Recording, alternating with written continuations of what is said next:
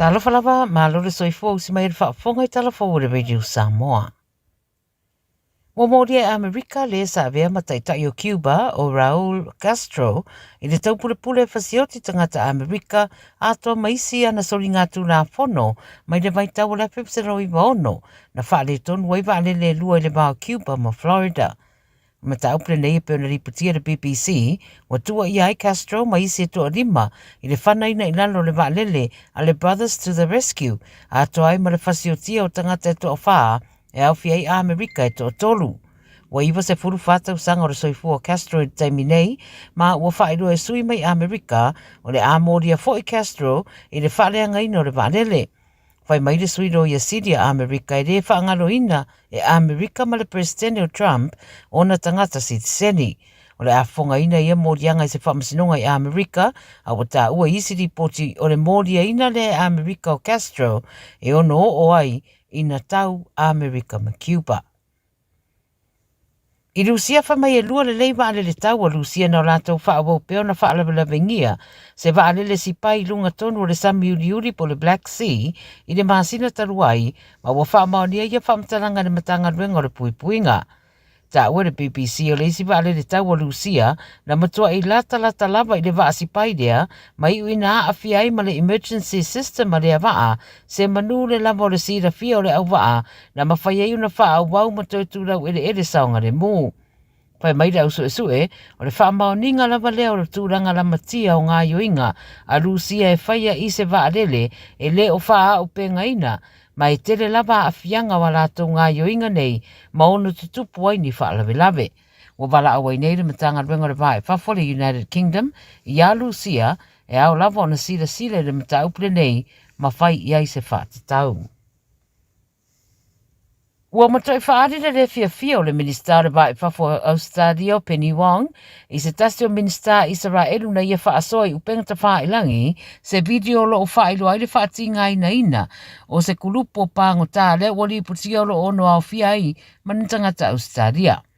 O le minister Israelu e suafa ia Itamar Ben-Gvir po o Ben Gavia, minister o le puipuinga le atunu o Israelu sa ia shea pe whaasoa ata o lona asia o se no fuangolo iei tangata e lango ia Palestina le olo tau fia I le mai o nao fia I le kulupu mai Gaza. Pailo le 9 News e o atu to sutasi tangata Australia na pu e Israelu o no lo lato te ia Israelu. O le video o lo whaaido ai ia le una I ina o se tasi o tamaita I le foloa ma ata o nisi o lo loka lima wha marusia le wha to tuturi I le foloa. Wha mai Penny Wong ma le tuatele wa mai mua I nei videos e le tari tonu I ata o lo au mai ai ma la tau te le tari ina I eitu ai ngā yoinga. Pai lo fo I Wong wa mai a wha tonuina le ampasa o Israelu I Australia ia wha mauti noa le o a fia ni tangata Australia I nei tu ai ngā sāwanga. Wa mai a wha ilo fo I le fia o le pare mio Israelu Benjamin Netanyahu I ngā yoinga le minister Israelu lea o Ben Gavia. O le afa tupe leo ni usira ma Australia se vai ngā au I Colombia e te atu I le whawhata wa inga o fuala au whasa ina I le Pasifika. Sa unora sui komsina o leo New Zealand Mike Johnson o se au so e whaabau malo o whaatu ina nei mara whaamoe e au I nai whaamatalanga e whaatatau I uta o fuala au whasa ina pe au lufale I o ngā sami o le Pasifika. Whai mai to tasi le isi sui o lo whamautu I Bogota, ma ole a ngalue mata I tū matari atu I whaamatau, e a awhiai Australia ma New Zealand ato ma le Pasifika. O lo whairua I le vasa nei I fiti, tai o leo mai atunu o le Pasifika e meise o na o fiti le isi atunu o mata I tuwina e fōringa o lo whaamautu atu iei le tele o fuala au whaasaina mo le tūwhatuwhaina. Taramuri mai Nauru, wa whai ere whainga mālo Nauru se whatanunga I ana tangata whainga ruenga whalawa I tele, ma tangata whainga ruenga kampani e umia le mālo ma whafo mai fo I o le atunu, ina I austa I le One China Policy. O le whatanunga lea mai le kāpeneta ua whaiane, a whaidonga I le motu leo le atu mai Korensia, le 5 se furu varu tausanga o lona whawae, Constitutional Day I le vai asanei.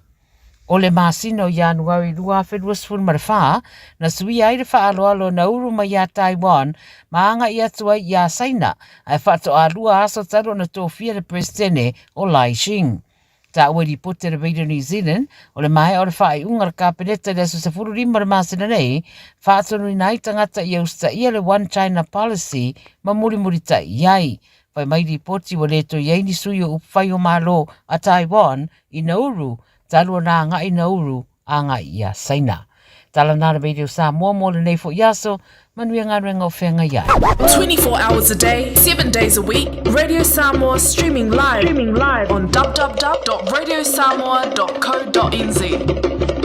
Our team is made up of many Pacific cultures, with hundreds of others just like you, to support thousands of Pacific islands, so future generations can thrive.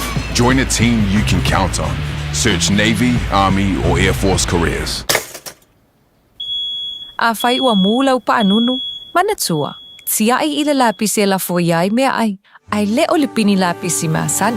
Langa i le ai masivaenga o mea ai mauna lapisi. E wha ama umaua.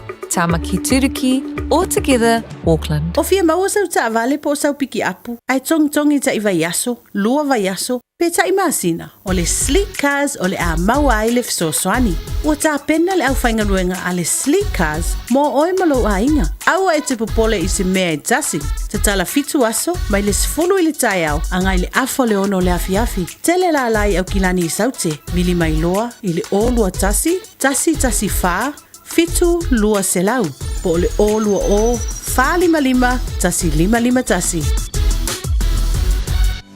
O le porokala me o le Gagaifo Faiva malei a taua savea i lunga o le Radio Samoa. Ua mawhai o na awi nātu ona o le fesosori mai o le Pacific Specialist Healthcare. Ma le tonga fitia o le ngase o le fatu. Ma le ngase o le kanesa i fale mai e lua i Nandi Masuva. I le atunu o fiti. Asia siane i le upeka tawhailangi. Pacific Specialist Healthcare. psh.com.fj.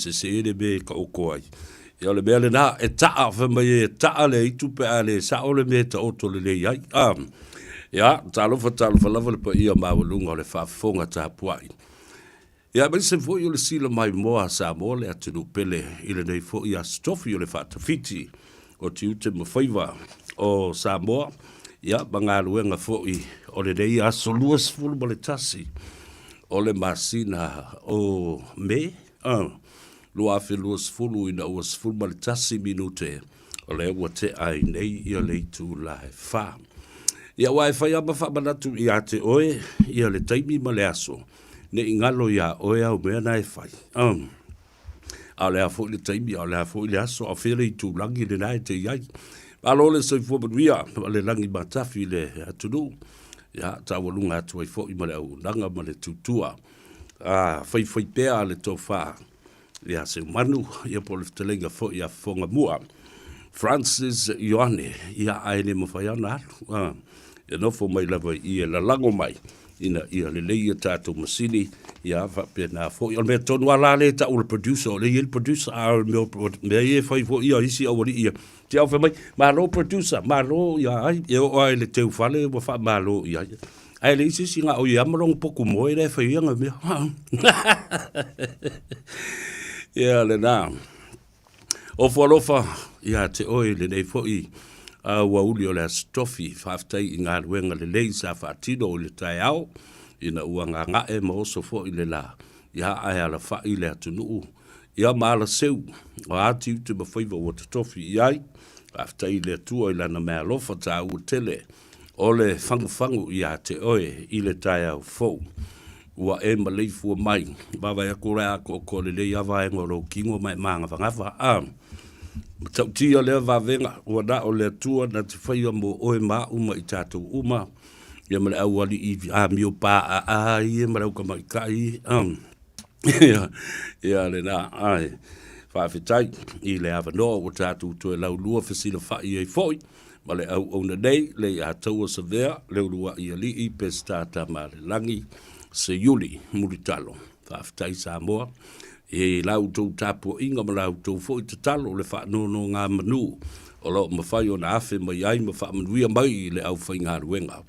Ia, a wā le wha tino ina o le tautua, o tala tau longo, o musika, o le savali whaapitoa whaaleanganga e momori atu, e ana au na pa ia, i lea taimi ma lea taimi, i lea aso ma lea aso, lo wha o ngā ina ai.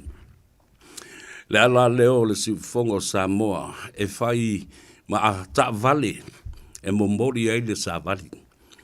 Wha malo i lo tau ngā, ia e maise fo'i i ngā ruenga sa whita i tunga i ai i le rei aso. A toa malo le ngā lue, malo fo'i le tau atai.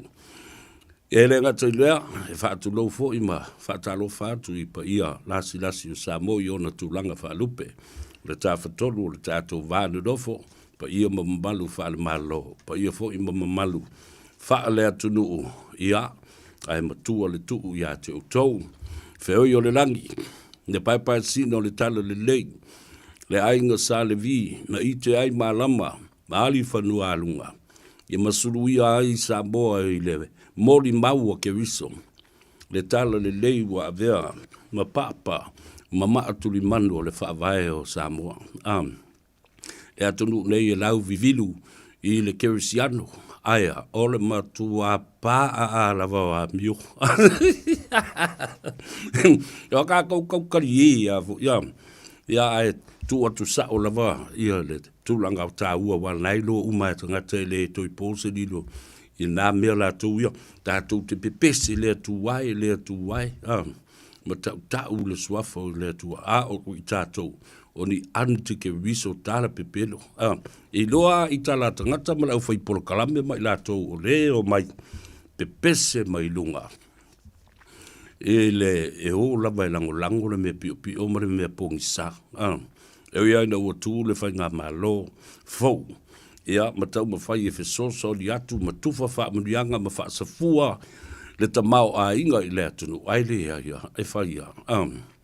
Ia, lelei, whaatalo whala ia i tabam tina mātutua o le atunu. E li alu lava li atau sa vea. E hawhi atu i o tau mauta balawa. Whaatalo wha mo wholofa i a te oe. Ia, whapena fo i ona whamalo atu le tatalo. Tau te whamanu. No manu fo i o tau. Le ngata i au tau whanau, ma tama whanau o le ainga. Ia, ma so se tama whanau o Samoa. I o lātou tiute ma Faiva alo Filima. Whamalo i Faiva i le ngata i whale o tauta iae. Whamalo i Faiva o le vate tea ua whapena foi. Whamalo i Faiva o le tosivi. Ia whapea foi le tuavao. O Faiva masani nā o Samoa. O loa lala ma papa au. I o tātou lau whanua ma ele i le atunu pele. Ia, au le rei atunu, tātou te ala usu i whale whainga ruenga. Whale ngosi mea. O ofisa o le malo, ofisa o pisinisi tu maoti, whapena foi nisi a ngai i le meo le tonga vau, ono o nisi o lo ngā lulue i whatoanga. Ia, o whale a onga, potu a onga i nei whai a onga, o li imtamai ta i leo, o le au whai a wala, o le au aveta vale, ma so se ngā luenga lava, palama, o le au whai whale, yo lau fai ele tise ia ma i lātou o loo ngā lulue i te tonu o mauta ngase le mwhai o na whaangaluina o tau lau tau si mai pasi o lau tau si soifua o li imtamai ta i fo mai i so se mauta ngase ia mawhale o tangata mātutua e o atu i ai le wha malo ma le whaafitai e o tau Faiva ma neia le ngata le nā o Faiva wha loto i whale domestic duties and care at home. Mai se la tōru i hindai a la tū whanau fōle le, tō lima tamaiti fōle le, ta i ono maa sina mpalu pa umar kama kiki. Kari e me rau wha, tali whangau pa ure de, wā tule, i fwe uktala tātou te sua i matali e mau ai le fia. Ia, ai le ngata i le nā, o le tau o suina o le ipuvai, i le tamā ma le tina, i le tae au, o le malu o le tae au. Ia, o tali ngā sua o le uli. Ia, ai le ngata fo i le nā, o le ngā sesenga o tau mawhitanga e whātali e ta maiti o le tu ua mai o a onga. Ia, mata ngata fo i e na kia pasi ai mānawa whaatasi mai lava mai na ngā lurue, ma o e whai ngā luenga. Ia, wha mālo i nā Faiva, ai e le ngata lai lea. Au te whamalo atu ai i le ngā ruenga le nāo le wai o tātou ta mamti nā mātua. Whala au o appointments i le fō mai. O ha umatong fitinga e tau na whai o whaatonu mai le fō mai. E whai lea taimi ma lea taimi o le aso. Ia, ma ave fo i la tau ina ia maua le havano e oa i le vai ma whamalu. Ia, o tau nā, o lo whai le nā ngā ruenga. E le pua o le langi i le sila ale tātou matai sili le langi. Li lingi atu whaamrianga i ate o tau, o le ipu vai asu, o le ipu ti, o le toast, o a uma mea le lei tātou te whaia mō tātou ta mamti nā mātutua. Tātou whaia le nā mō i tātou, uma ma watu wai le whaamalo. Ma whaamarui atu oi foi. O au tau i loa, o tātou tofo, e le meo le tausi matua le lei. Ma le toi whaafoi o le alofa. I e na ulu ai au mai ai le alofa, oi, o nai o tātou mātua. Ua pula la ngoto lo lātou soifua, ia ma ua tau a fiafi fo i mga ngaifo le la i le lātou fo launga. Ai le ma whai o na whaangaloida, ai sea, o i lātou na tapena ina le aso na nafi. Mō le so, lea ua tātou ai nei, le alale me whai e tātou. Toi whafo i le nālofa i nai o tātou ta mamti nā mātutua, toi tā pena, le so mō atai au ma tupulanga, lalo vao o Samoa. Ia matupulanga fau e ia i mai. Whamalo la, ia ma whaafitai e tuai ia ngā ruenga le lei. Lunga o le tātou api o fōlinga, tātou Facebook page, ia whapea fōi le tātou YouTube channel. Uso matua whawhile, whapea fōi paanga o wō, mai e masani, ia na lātou a ngā i mai fōi lunga, ia mana tu fia i so se taimi e fa leo ai le tātou por kalambe a wafoi na o mea sa o lava lo tuai e pe o le tano ava fo i le astu na i ete maua ai le sao ma lo manino ato toa ona e alu la ia le i le lotu le sa wa matua i e fia lava wa ave ese le bea sa pongi sa i lo mafu fau le vai aso atoa a ua maua lo malo atama ma e fia. La tu vo i le lotu e ai ma le fia ma le ami o tonu ma le whaata tau e le tino ma le toto ke riso i le whaamalutunga. Ewe kari e me le au ai whaale kakau le e whaalongolongo mai le tātou porokalam. Ia utou sisila mai wa whai lava skaf. Ona ua malulu, o sau lava le malulu, la tau ia o le tau o le neia tunu o New Zealand o tātou masangi e. Ioi, na ui haif so soni fo ia le soifua malolo ina, whaia tātou tui o le fulu, whaia ia tātou tui o le misela, whai tātou tui o le koviti, ia maisi mautui e o lava fo i le whanau la iti, wa leva ona tapena i ai ia le vaenga le soifua malolo ina o le nei fo i atunu. Ai tango e wha mau le telefoni le e tāua tele i atu e. O le telefoni le a le health line, po le help line. So se wha whita uni e tula i mai tonu o le ainga, o mai o tamaiti, o mai o tamamti nā mātutua, ma so se wha lava. Emergency help is available at helpline, po le health line, tango e tusi lalon mele, o valselau, ono tasi ono. O valselau, ono tasi ono. Any emergency within the family, or a piece of advice that you need, or some sort of assistance, whether it's medical, call that number and leave it on your fridge. 0800 611 116. Ia, malo fo i le folau le tātou o tunu, nisi o lo o asia i tātou le nei fo i mai teimi o le tausanga.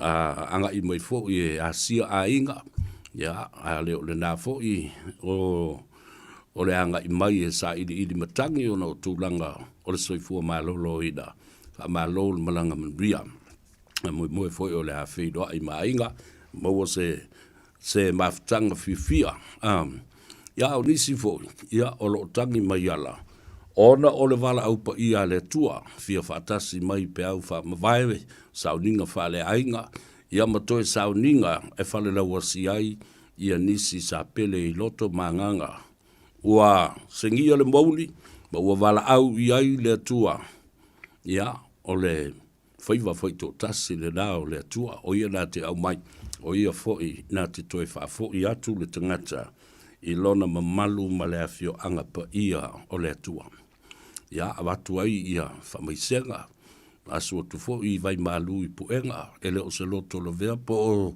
se tō wha i le utou ainga ne ai o le whilangalo foi to tasi o le tua o le mua i le fuatia o le tia i le seua o le tau e velo i le maninoa, o le maa fo i e tongi whātōtō i le moana, o le tā lava i le apo ia. Whamaisenga nā, e wātu, whai mafonga tau mori o le pūlenga nei, i awha pia fo i le au whainga wenga. Whatalo whabitoa lava i si o tina o le lia, i o sangala, stasi o tina whawai o le leitio nei. Ia la ua ma le tamaa matua o le ainga le sunga i le pastor sangala, ene sangala ia le la ua failangi le folanga le tama a o lo o tapua ia peo matou Faiva ele tina matu o le ainga tina ia lili a sangala ia fa bo lo malusi ia mo vo le ava no e te fa longo mai e si au tama fa kwe ia fa malulu tu fo i pe fa paka u kala i lungo le tio fa meltala lo matua fa paka i pe fa penga o le manga ia la fa longo ke a kai la fa pe ora vai se o fa ai ku e fa kai lo matu i la to lo fa ta o to ri ngase o le tino e nga te moto malawa o mauta ngase foi fa ta lo fa o bo le tala e o le te mi le por kalambe le nei le atau ia o le Gagaifo Faiva po le tano ava e ki ata mai le tio ia po le little screen fo ia le telefoni ia le ainga e mata i le tamamal tina o whaata o tulia i mauta ngase atalo fatulo uso o stau tuai malo pa lo sai fo manvia tausili mo lo malosi mo fo i le fifia i lango mai ma whaafonga mai i le tātou polo kalame ia ma tātou muru ngā veve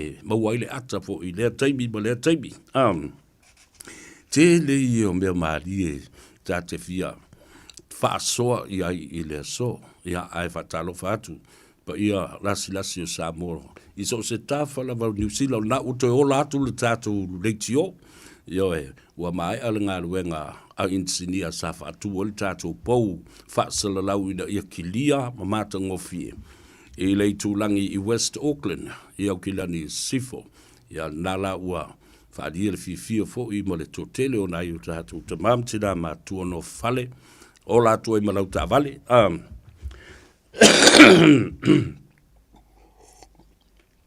Eo kako e whai ama whai le puki, umale ngā ingu le puki, ingu le vai, ia ingu ma le vai o le ola, ta pe ngā le whengo si o kako wamiu. Whatalofa whapitoa la ia lea, i le po ia la silasi o Samoa i ona tūlanga maupu e po e ma le mamalu whalupe i Samoa, a wafo i o le nae matuaki lia le leile tātou leitio. Le FM 106.1, 106.1, e se o tōsin sila ia i le mamano ngā luenga le tua. Ua tātou whawaina le nei ala leo to titi o leo faitau a savalivari anga i le luas furu valu tau sanga o le matua o le Radio Samoa. Ia alu o tātou api o fōringa le tātou Facebook page, ia wapi o fōma le tātou YouTube channel, ia ma ua whape nafo i o na whātū le pou whalau tele, ia ai maise, ia le whawaina o le isia tātou wala leo le nā i Samoa. Kolosi sa o tua i nei, o le teimi a leta no tuai se umanu o le ia taua o ta vai o le awhionga ia teito ia fa pe fo is a sau seu ma le sunga tia ma fa nga uma fitu aso le vai aso la fo i fa fonga le ia i o tatu ainga ia fa pe fo i le malu lo tele o tatu tangata i Samoa le nga luenga le na le tua o fa lo tele ma fa fo no momori i up fola le afionga pa ia le tua se fa kerisia no ina ma fa pupula ma tau tangata lai po i sa lava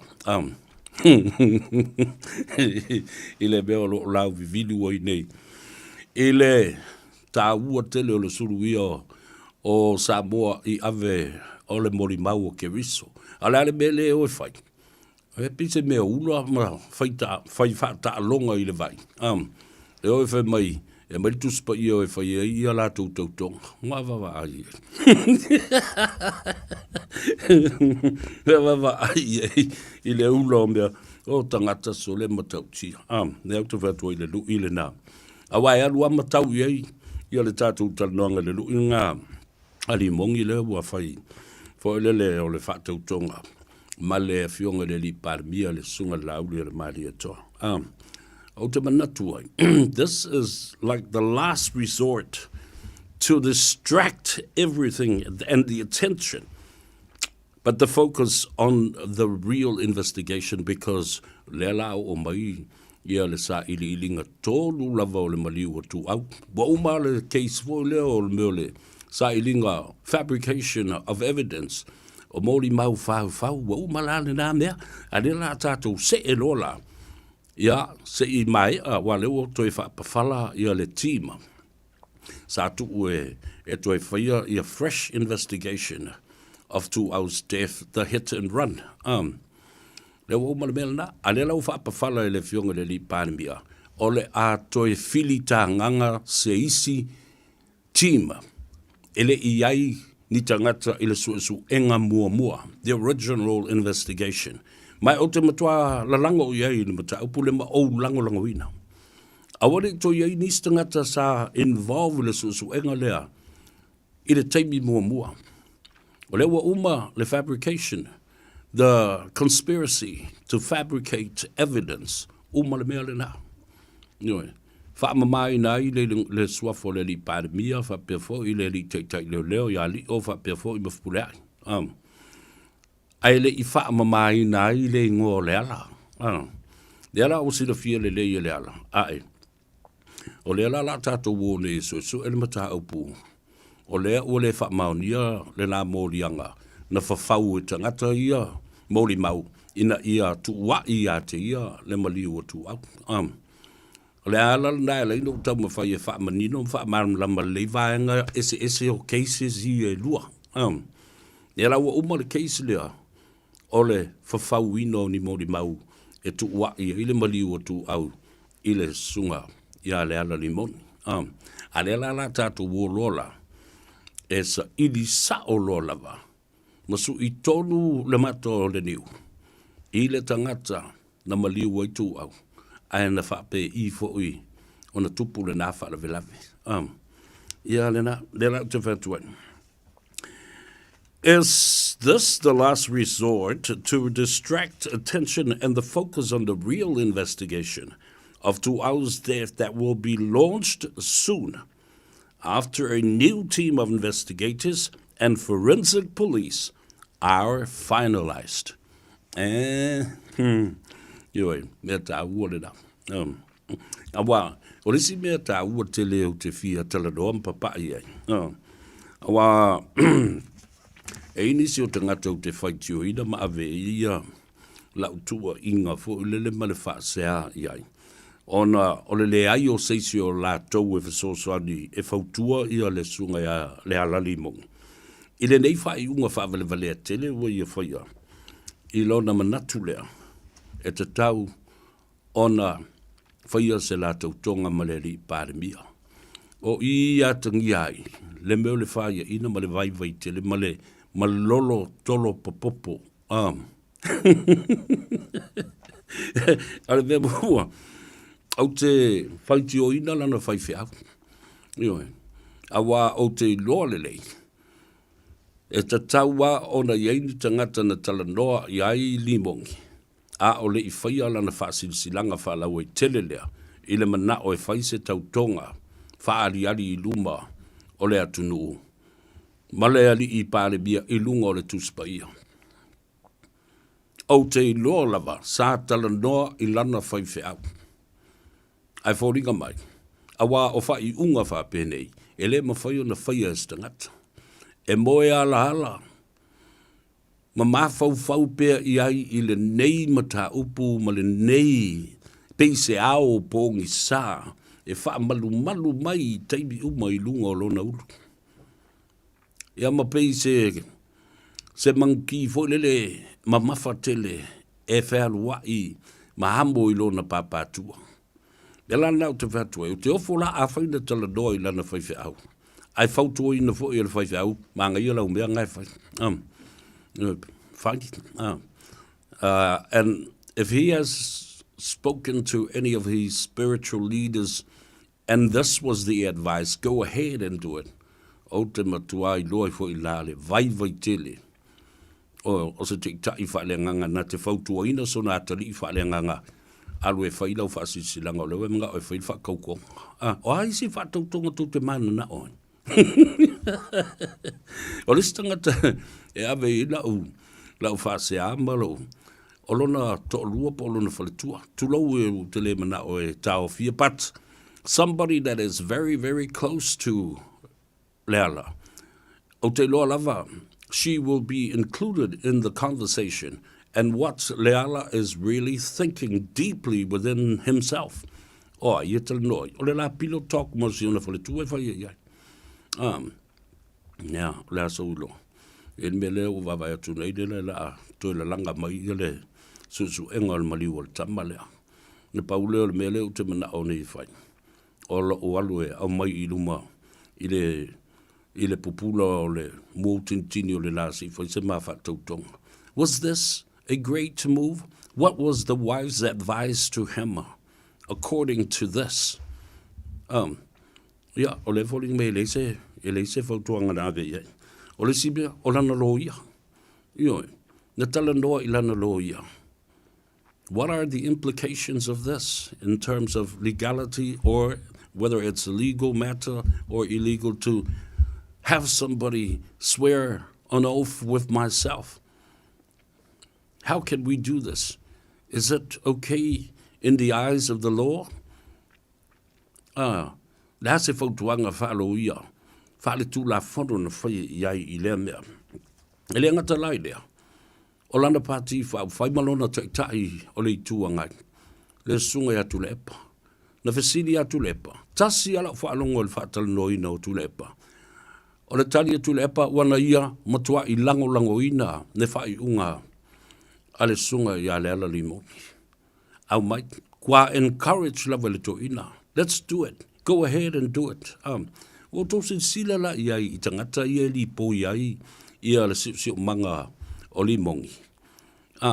Sili o na vāvāla lata. O le ase lato whautuanga ata mai. E whai iai. O le au whaasala lau. Matua lango ina le au whaasala lau. Le propaganda media le o lato momoria. Ia le whi au pōngi sā lea. Ma whaaleanga I lea tunu. These are called useful idiots. O meo vale aonga. I le lea I se lato whautuanga I ai o lango. Lea la a o vatu lea I la se whateita inga. Whapea o matua pongi sā a tola langi o limongi. Ai, ua la wailoa tangata nei se mea o le a tupu mai I le sunga I a limongi. A lea la ua tali atu limongi. Ma ua tangi atu limongi. Mo se lawe ai, mo se whasosoani. O tau se sila iei. Le ai ma seisi na maua mai ai se lawe ai. Na paua lea o le whautua ina o limoni. Alu e whai lau whatautonga. Alu e whai lau whasisilanga whalau e tele. Lo ia I nā ma le fionga I le li. Ia o le ale mea la sawifu o le pāre mia. E tau toho I lea mea ua umana wha mamalo na ingoa. Na te le I whauwina. Le suinga oni mōri mau. Ina ia mimilo atu e tuwai ia li mongi le ala. Ia le maliu o le tama leo tuau. Sila ia. Look at the essence. What is implicated in this? Nelna tu te loa. Le ai, maseisi na la veai. Awale fatulo ya. Ia le mongia vavai lau kou. Le la ufai le belenga fai sa kangi ia Yesu. Sa uka kuku I e ka fepunga ila lo. Ila lo ila alia malevang. Nioe. O lai tutu mai a ngelu. Folele sapo ya te ulu. Le la kaupunga li mongi le mere. Ale ufai atu tangata nei. O le asa utau fautuanga. Ai fai atu la ututu afia. Alu e punga ila lo.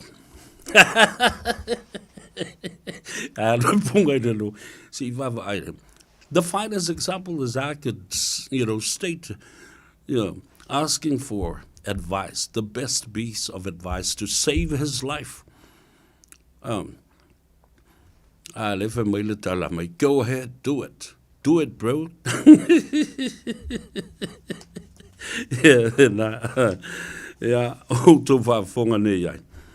Le ai ma se tali mai I ai o le palemia. I le pola ua motu I tua. Ua savilingia le mauta. Aisea. Le uta fale le nale. Ua taa ai ma le ti a polo. Ua matua ma losi. Lona fao so ina. O le mafau fau o le tangata ma le nganga o le tangata. Ai, ona o mai leo la utala noi le mata upu mata utia le na tupu nei le taia. Oka e ka fifi ta fifi le mata utia nei mea na tutupu le taia nei le feilo inga. Ale fionga I le li pale mia malana kapeneta o min star o le malo. Wa tu lai masava vali I o. I le fono ale board o le lakapi Samoa, le pūlenga a le lakapi Samoa, le wa so o le atuao ma le lalo langi atoa, I le mea na tupu ana le la. Mau tau sinsila iai, I le telo tau sanga sa o pese atua I nei mea. O le whaavae, sui le whaavae, o le lakapi Samoa. Ina ia mawhai, ona a apatu le malo, e soa lau pule ma I lato. Leanga o le malo is the main source of finance and resources. I le tele o nei tausanga. Io. Ai le mawhai ona apa I le malo. Ona o le whaavai, o lo whaavai ai. Mamuri tai ai ia le lakapi Samoa. Lea le whaavai le na. O le whaavai le na sa au pese atu ai le tele o tausanga ua mawai. The Constitution needed to change and needed some amendments too. Why? Because the same Constitution is used in selection of the leadership people of HRPP.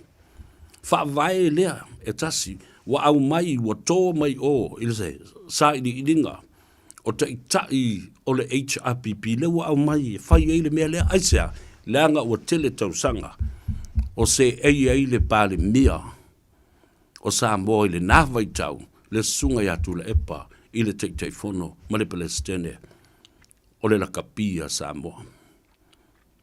Tūlai loa malauli malana whainga malo I lona whaaloalo maleanga maulalo wo I o wale o mai le uni lakapi I le ofisa le pale mia malana kapeneta ai ua tūlai le fionga le li palemia malana kapeneta ma ngai o e awhiai le sui minsta le minsta o ta alonga se wamuli Honorable se wamuli Fasi Toma the Minister of Sports and Recreation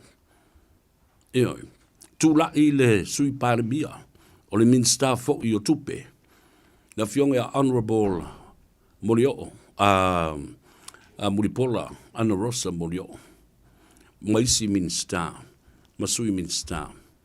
Le lato whaaloalo ma le anganga maawalalo, watula ia I o masava vali I o. Ele no whanga autu o loo awhiwhio ai, ia le komiti whafoe, ma le pūlenga o le lakapia Samoa. Leo lo wha malu ai, le teiteifono le tū mau le teimile nei, ina ua alu ese ma vai ese tu le epa. Wale mawhai e tu le epa ona toi nofo ina ile malosi o le tu lei atu, o le pressure o le atu nuu. A me se au, iu, o te whai atu lava, ile o saa o le lei mea nai whai. Iu, ele o le lei le teita inga. Le o tātou wo o le tūlanga mawhatia, toi titi lava le maua, se tātou wawanoa e tā aloa i tā alonga o le World Cup. Le tā milusanga leo o lo manei. Aisea. A pi o mai ale vai matua, e o fo i lo lava, e pi o uma lava mea e tūla i mai ai. A vevesi lunga, e vevesi fo i lo, e iai le so. E lau aso ai le lau aso, e lau tae ao ai le, lau tae ao pe o le tae ao le nei sa te tau na fofo ala mea ai le mea lea. Whawhita uri o tūla i mai tonu o le lakapi Samoa. Na matua nofo le leile pāle mia ma le kāpeneta. Ina ua mae ala na fōla sanga mātango fie male manino. Ai whai ilo ma le whitau inga. A sui lava lātou ia o le lakapi Samoa ma le lātou pūlenga. Namurau ulu sabi le ota. O lo teitai whono le tū mau le teimile nei. Whapena fo i ma le fionga le li ilo ia. Si nia ale atunu o lo fa malu ai i le tausinga o le tulafono ma le vaai o le whaavaelea. O le uni lakapia Samoa. E matautia Samoa, press the like button, share our program, and also comment on it. Ioi. Tusi ane na yo mawhauwhaunga o te whaitau iai le whiawhia na ni pe a manawa. Le ngata i lea, tango e matua i share matufa le tātou pora kalame. Ina ia manino ai mamara lama Samoa. I le moni ma le maoni o lau whinaunga na whai atu lava le fia se fulu tausanga e o mai a i le tai au nei o lau whinau atu ai lava. A le na malo o lau whinaunga. Wa wha malolo tu le epa. Walu se tu le epa. A e le whapea walu se tu le epa ma umatu ai ma wha le tonu. E wa tidi ai le mea.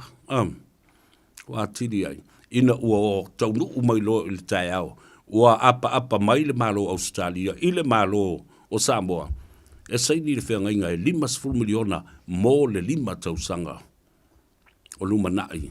O le afsoswani mai 10 miliona. Tā la. Au se tālia i le tausanga. A whai fo i le lei na wha ngaina nā tupe. E wha wau pea. Wha tasi ei ma le afsoswani le malo lava i o Samoa. E tau wala mai le Minstown o tupe. Onos fulfitu miliona wa whaanganga ese. Whapena fo i male sosoni e whaitau miliona au mai le IRB, the International Rugby Board, tasi lea whawhitau. Fia se lau miliona o le afuri lingi o le atunu o male malo. A mata mai tangata mātutua se i o lava i se o siri ona i titi, e o lava i tamaiti mamai, e o tangata mātutua. Ele le leilo lātou soifua maloloina, e tongi lava malafo le lātou tupe. Iso ngā tupe a le manu Samoa, i le lalo langi a toa lo alala mapapa a o i Samoa. A o fea ave i ei tupe. Fea e leilo loa i ai ia tai fia se lau miliona. E matau tia. Nea la ua tātou o mai nei, ua whaalongo longo, ia le fionga le li pārmia. Whaalongo longo le li pārmia malana kāpeneta ai whita wai loa ana nei. O uma na sau noa ma fafola le fala ma malele le fionga le tiktai o le malo. Ua tā pena le malo e la vea i mai ia le tātou au o le manu Samoa. Ioi, tā pena e la vea i mai ona o le tūlanga wha le tonu ua iai. Wa uma foi ona usaidia le whengainga ma Australia, ma le malo Australia. 50 miliona mo le 5 tausanga le no winga te 10 miliona Australia. Le winga 12 miliona. tala Samoa. I le tausanga e tas, mō le 5 tausanga.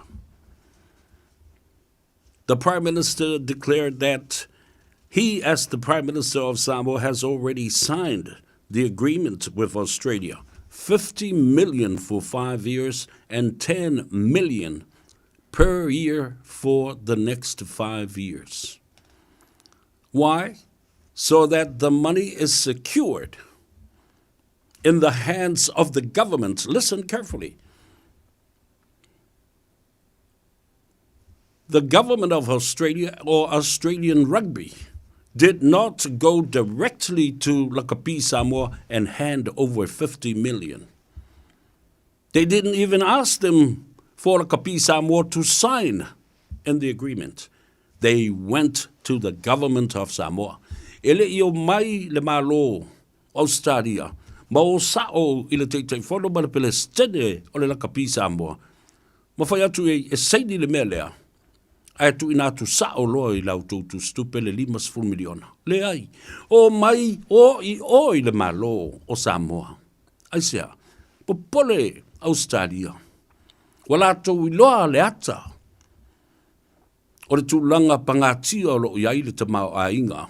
O le Lakapia Samoa. Wale le mawhai ai o na ausia. Tūlanga maululunga sa iai le taito sulima, ma le taito fitu, i le 2 tausanga o tuanai se ia o mai le tai aolo nei wa fumfa ato le mea. Aisea, o le pūlenga ma le taita inga. Aisea, o le whaavai na whai ai le uni Lakapi a Samoa. Le mea le nāna tupu. O mai lo le malo Australia o sa o lave le malo. E whātua ina le malo o Australia ma le Lakapi Australia le malo i te tau na iaiso na sao ina ia malutia ma puipuia ma whao ngā le tupe nei. So, the record of Lakapi Samoa in terms of finance and money, it's not good in the eyes of the Australian Rugby and the government of Australia. And that's why they pursued to have an agreement with the government of Samoa so that finance and that money is well secured for its purpose for the development of Lakapi Samoa. O tō maua mai. Ne nāla ia. Prime Minister, quote, I did this to secure the money while we are still fighting internally with the local issues of Lakapi Samoa because of its leadership and its constitution. O le te tainga male whaavai. Lea la ua mai nei. Te mai ia le. Le tala le paramia. And that's why the Prime Minister and Cabinet has stepped up to save Lakapi Samoa because of its leadership has broken down and its financial record is not good. Esel matauti o le mea na tupu le so le la o whalo longo o matangata nei. E sa la lango lava ia whatu mau pea le te wholonga le Palestine mai lato uma ia i te tonu o le Lakapi a Samoa. Au tangata umana. E loa i le alo lofa i le Lakapi le atunu o le taalonga i pele i fatu ma loto ma nganga o Samoa uma i le lalolangi atoa. E a foi lano ina ina mata upule nei. La sila fia. Lau sila fia e le atunu. A inga nu mafio anga ma le uni Lakapi a pia. I le tebi fo i sa o ta aloa ia o lato ia. E matauti ana le ia onga mas mavano skol sipi. Ioi, o te manu Samoa fo i lava i le se le tala le na. Alfa lava e lua ta alonga e fai le teimi atasi. O le fusu ma le Lakapi. Ai sa ta alo fo i le uni Lakapi. O le au filia o le uni atoa pia. Ioi, o le alisi mea le ona o ili tata ile mata upulu nei mo fulu lele ai mo. Aisea, o le ngutu lea, o leva na masa e sai le alanga ile ala. Pese le awala. Aisi le awala. La unga ile awala. E whai e le mealana. Pamu whaatamari i ai aisi whaafale upolu. Aisea, ona o le sa i linga o se tupe mo le manu Samoa. Tali malo. Pe atau nuu le tātou whainga malanga. Le uni la kapi. Le manu Samoa. Ta sfulima ma le taito fitu. I le tele o nei tau sang. Nai moni mau ma o tau nai. Le isi se tau whai atu se mea le na. Ne ngutu lea. Sa ma sai le ala. Ma tau valo i le awala. Mo le sa ilinga sile. Ia ma le wawa ai atu. I le board.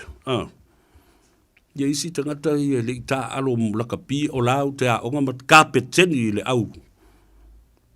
Al kolisi o Samoa. The first 15 le ala kolisi maulunga le tunu. Dele le ino fado noa. Ma tele ya utala e whai ma ta upule nei. Wa ute mana tua ina fo ilesi o whaatal noa ina o tula epa. Au le lei ale na o le tātou kengi. A wai le fo i te au whaatal noa ina o le toina. Na mātou whai ele so ngā tupe ina o tau nu o mai le tātou au siampini. Mai Hong Kong. Aina fasilingi ha e tula epa. Po ai mātou na whai ele so ngā tupe lea. Po ai na whaatanga ina i mātou e tolu o au o le fionga a leulua i ali i le ota i tu au ale. Wa whai langi le wholaunga. Ma le tama sa tuala ia vui lea. Masina mua.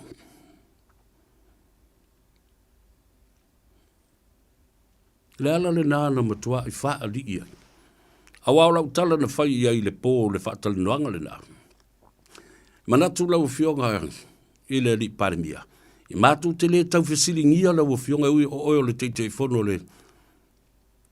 E whai eise su ngā tupe i nei. O mātou le nunofo i nei. O mātou e alo nofo. O le sailingo se tupe e tu o ai whaatau i se pulu lone me. A le tamata alo ma le pulenga o le au le nawa i tau. Ina ua tau nuu ma le manuia. O se i mai ma whao mai le ipo le teitei fitu. I le ta'alonga i Hong Kong. Eon, sila Samoa. Wo so o wharekalapu, wo so o malai, o ai MC, o i le master, le atou sa vea. Yala na, lea na o pese atu wai nā vai tau. Ma levana te tau na o le taimi e sui ai pūlenga, le teitei whono, le plestene, o i lato uma. A o lesi vaenga seli ona tā ua le mea le nei. Langa le ai se isi atu nuu le lalorangi. E teitei whono ai se palestene o se atu nuu, po o se pāremia, po o se ao se malo o se atu nuu. Nā o Samoa lava. O mai i tonu, tu o lato tofi. Ma wala aunga na te tau e no o i le mauta. I tifau. A o mai lote mea ia. Nā o Samoa lava. The political affiliation of the Parliament of Samoa and its political spectrum and the Lakapi Samoa. And this is why all these problems arise. To e whaminu te tali tu la elima, la tātou wō le malolonga ma tātou telefone i le ngana peretani a fo i mai, tātou toe i a whatasi le bere. Au e te anuese, mau pēr lau nofo, ma mau mai lau fusi pau. I le whapoponga, e whauawai, ia le Gagaifo Faiva mali a tau sa bea, ia ma le tō whae seo manu pēr tātou toe fo i mai.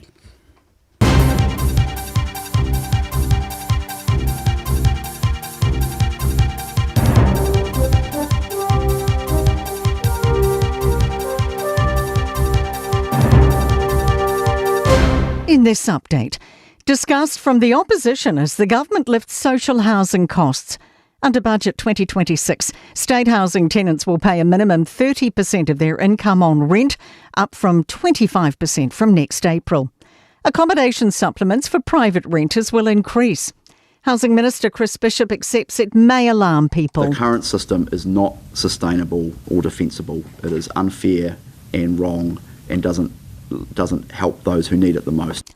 Labour leader Chris Hipkins says this isn't the answer. Hiking rents in a cost of living crisis is cruel and mean and is going to make life harder for tens of thousands of low-income families. The Foreign Minister's given a stern message on New Zealanders detained in Israel. Far-right Israeli Minister Itamar Ben-Gvir's under fire for posting a video showing him taunting detained foreign activists in a Gaza-bound flotilla. Winston Peters has condemned the behaviour and says the video vindicates banning Ben-Gvir travelling here. On Kiwis in the flotilla, Peters says a travel warning's been in place for a long time. That'll mean that we'll have to do our best to help out, but, again, they were told not to go. New Zealand's now legally required to protect the environment from greenhouse gases.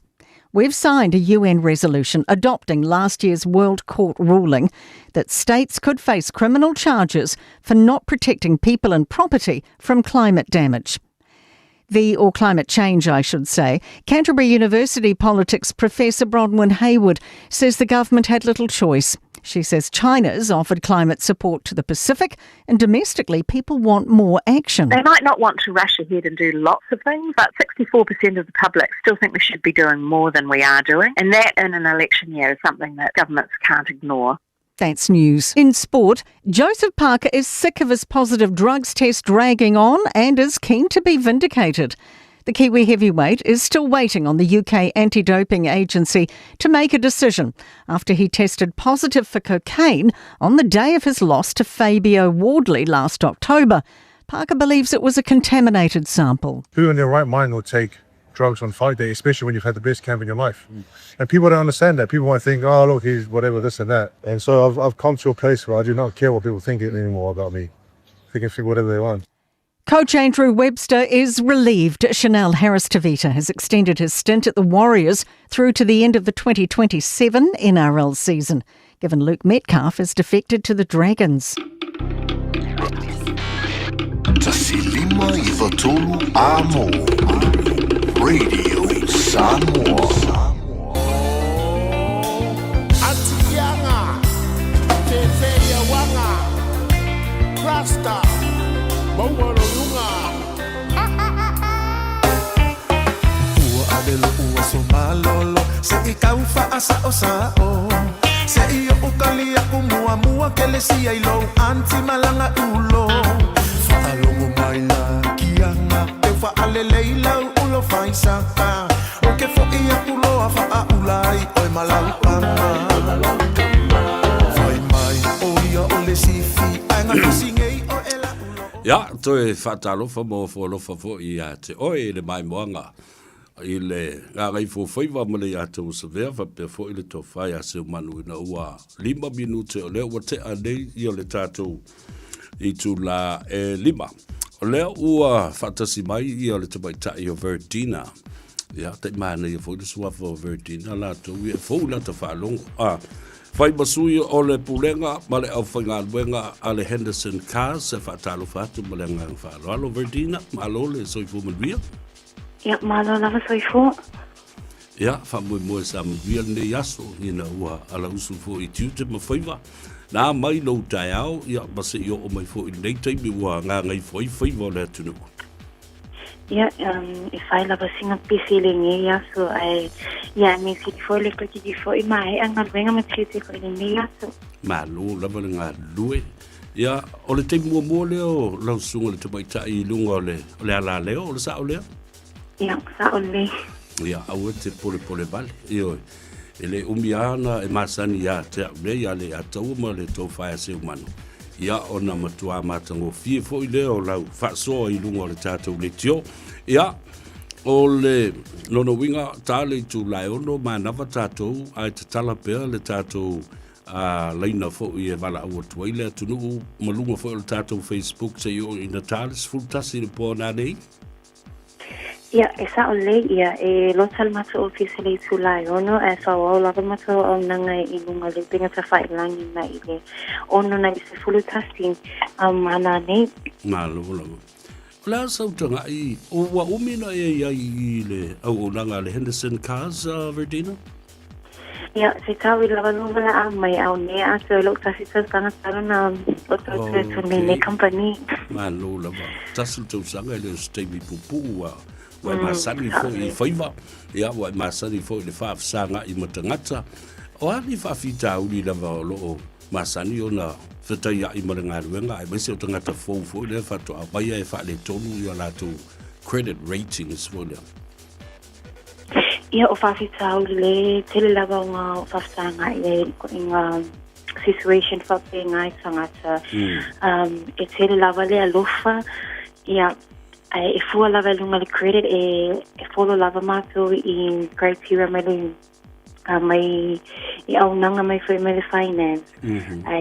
O apalai na whai tāwale, e whai ngōwhia lava, ai lunga lava le tangata le whaktamala le kuai o ngā lafo ina mai lato details I ama celebrity na apalai.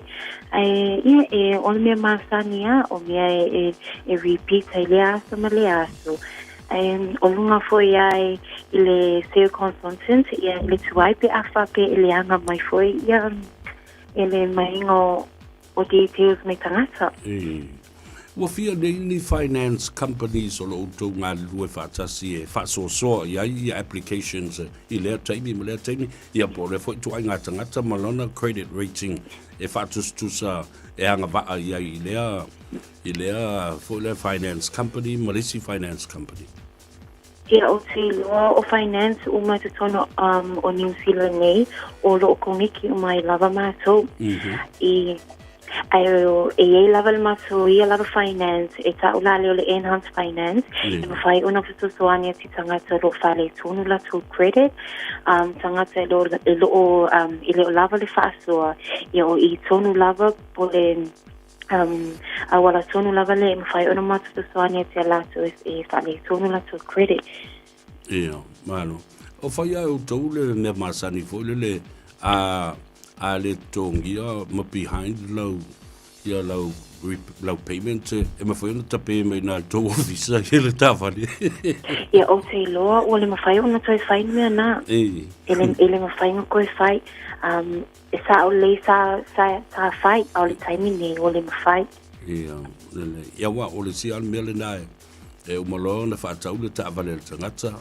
Ia, e o le tangata di o ma le finance. Ia, o le tangata, ia, ta o le. Ia, ma le whapea e whai atu lol whal ta'awale. Ia, o lol to tongi al to lol lau avel to ta'awale. Ia, ai ma lo whaptai. Nisi vaenga ta ua e te fia whamanatu I le atu nuu ina ia ta pena mai pe au le teimi e. Whai eise appointment to te whi loa I matala noa. Ia, e ai, a whapea lo tau sa ili so sa. Ia, awa lava e tino fua ea la au mai mātou o lo mātou awa noa lava lo te tala tu te whaitito a Henderson ka e suswania te lātou o lo o mana o mia ni ta avale. Awa fua ina fufuanga whale ainga o te loa mea to transportation e whainga tala vai te tono New Zealand. Ai, o lo iai fua o le taimile ne o lo iai le mātou ongoing promotion so si toa inga ta avale lava e te whiwhilia e maua lo tupe mea lo whaafe tala. A o ta avale fōia le tausanga lua olo lima na lua olo o e ana wa ai tangata pe awhatea e apalai me ta avale tausanga na e maua le tupe mea lo whalua afe tala o te iloa o se amano le leilia mo tangata fo I tatu ia tunu e sosoani atu fo e wala taimine mo tuata mo tala wale penisini tang tala sai fuanga o le si awala whaingo whila whaina mata sosoani atu ia lato. Ma lo whaftai ta amu tele ta tala ma le whaso e ia vaenga fo I ala mai ile au unanga le Henderson Cars. Ia, ai sisi vaenga o pa u ia tau e te fia whamanatu a o le au maia ia le ta telefoni ma le ta tuatusi. Ia, la fuatu mteimi le ia te oe. Ia, o te loa o wau fia o matun ta kanoana mi o lo mana mi mato e whaftai la kuma le avanoa. Ia whaftai tele la verdina. Manu ia tele ngā ruenga lo tau whamae a. O le nei a fiafi ia masaungu le mū fo I le toi fo iatu I mauta malawa. Whailoa I stemi o mua e whasoifua ia ma ia manuia. Pena foi. Ia, le nā whaftai tele lava o le o tawalunga atua I le talanoanga fo I ma le paanga tō tino a le siufonga o Samoa. Ngā Gagaifo Faiva ma le radio Samoa I le tēro nei tausanga. Ia, e sui mai lava ia suafa o te mai tai mō nātou siu fonga mātango fia I lunga le tātou poroklame. Lea taimi ma lea taimi, ia, sui eile sema I te mai tai o ati, ia, masiana fo I ngā ruenga o lo fita I tunga iai. Ai o le tātou tuatusi, sa lau iwa sifur ma le wha Cavendish Driver I nai papatoitoi manukau, tuatusi le nā o le Henderson Cars ma le lātou telefoni, le aise tongi, o valu se lau. Fitu tasi, fitu tasi. Ia, ono o mai lea, o tau whanonga tu nei le mea le nale o tau o mai le national. Wawai na mai fo le national le lava yaso, ai mana e tano atu I fo walanga o polkiki ia ma manifesto po mandu lau ti ia pati. O lea o tau vane le whainga panota lau tele a New Zealand I le aso fitu o November o le tausanga le nei lua fe lua sifulma le ono. A mai momoa le national, Christopher Luxon malana vaenga. O le asiti o le tausanga malolo retire pensione. O tangata mātutua mai le ono sifulu lima le asiti le ono sifulu fitu. Sau Winston Peters, whai mai, whafonga New Zealand, o le teimi le nei. E le toi te tau na toi si tia le tausanga e malo lo retire mai ai ia se tangata matua le ngā ruenga. Tu mau ai pē le ono lima. Ioe, ia ma ole a ia whaia foi ia tu la fono tala whea ngai e li lingi ma sa saa tu ai wha murianga mō tangata mātutua. Whaatawa ina Winston Peters tangata mātutua le atunu. Ole nei, why? New Zealand's population is aging so fast. And Winston Peters said, quote, I will do the very best for the elderly population of New Zealand. O le ai whaia le tūla whono sili o na tā ua ma le ao ngā. Mō tangata mātutua umo le atunu. Why? Aisea, because the elderly population has contributed a lot of their lives to the economy of New Zealand. So we must not forget.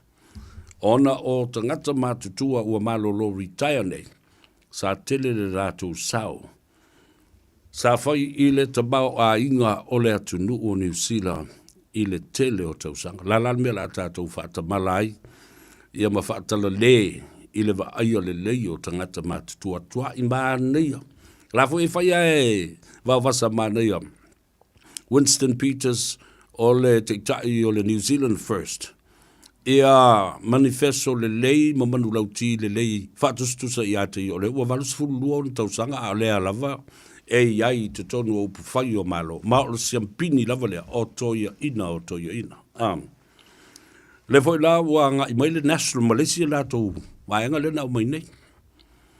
O le taibia tu la I mai ai, o le asi itia le tau o tutongi o fale o New Zealand. New Zealand Housing, kainga ora, Housing New Zealand will rise and raise rents.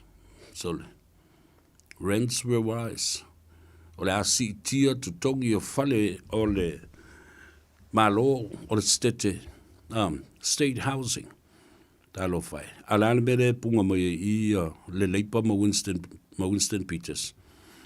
O se fufuanga e le tatau, e le lei, I nala ua o tua I ate oe, ma fai I nala u whiriwhiringa. Mo le whainga palota le la sau, man tua fai o le MMP system e lua au palota. Palota mua o lo sui fai pule o lo tu malo. Palota lon lua o le pati fai e te lango ina le tele o lato manu lauti ma tula fono le lei mo le manuia o tangata lau tele. Ia sisila ia, that is, it's right there. Winston Peters in the West Auckland region, New Zealand First is going to make KiwiSaver employment compulsory at birth, and there will be an automatic immediate crown contribution of a 1,000 for New Zealand citizens only. So le matautia. Nā le whanau mai lawa o le tamatiti, a whai e whailo I nā lau KiwiSaver. O ina e tu ina tuai le awhi tā la. I le taimi e tu lai mai e Winston Peters, e te ta I le malo New Zealand. Sau noanga na whai e West Auckland masalo o le aswa na fipo o le aso. Le ua whaanga solo na le pasia Winston Peters. Peters on superannuation. It is not a bottom line. It is a top line. Lona winga. O le top priority. O le ave ia I o le whaamumua. Ai mise ia I lātou nei o le a malo lo retire. Malo lo retire mai a lātou ngā ruenga. Tā ua tele mea nā teu ilo mā whau. E whai maponati. Matafu e o lau whai unga po ai ave I eilau e kisi. E leo toi mau. Election 2026, New Zealand First will campaign on buying back the Bank of New Zealand and making KiwiSaver enrollment compulsory at birth. Oh my goodness. E fau wa me sau mo le to ina I so se taimi. O le tā ua fo I leo le tā penanga leo. Whanau no le tamaititi, whai lo malana KiwiSaver, mō lana tā pena ai lana superannuation I le taimi e matua ai. E o atu la I ai. A whaila e o maifo le tausanga. Lua tausanga, wa lua afe tā la le tupe o lo o iai. A wao lea la a match. Ele malo. Pe o le teimi lea o le tā la te tongi, $1 for $1. Le KiwiSaver lea ia tātou le teimi le nei. Ai whaftai a Winston Peters ua vave a mata la le polo kalambe lea. Mai le taimi whāto a whanau mai ai le tamaititi I le lalolangi nei. Ai o le tamaititi na whanau I to tonu o lau whanua ma ele o New Zealand. Ona toi fo I mai leo le o lau talanoa ma le whaasoa. Tātou te o lava I le lakapi Samoa. Eo. Ala na alu pe le lakapi Samoa. Langa o lea la ua whaafonga le palimia ina ua mae ala na wholesanga. Tali whaitau le sunga ya namula ulu. Sambi leota. A whai e mana na o e talo se fono whaatope tope wha le tausanga ale lakapi Samoa maona te itai.